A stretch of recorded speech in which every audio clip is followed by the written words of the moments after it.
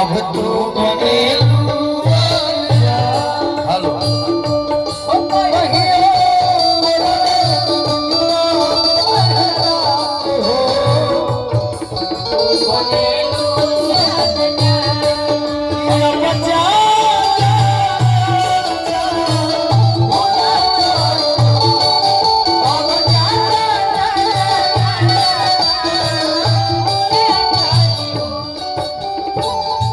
ये चंपल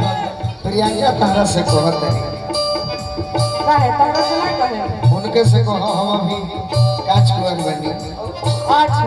पहिला में सुत तारू सैया जी के कोरवा पहिला में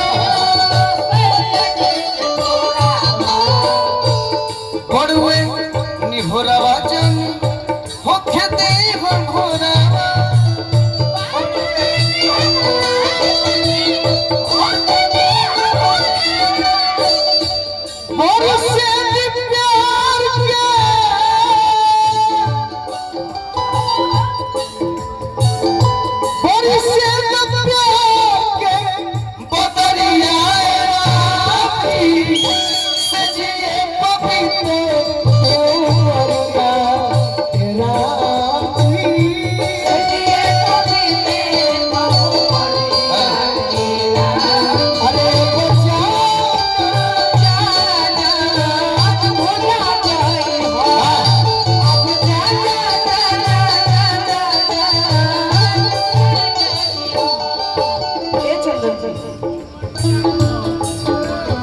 कोई ना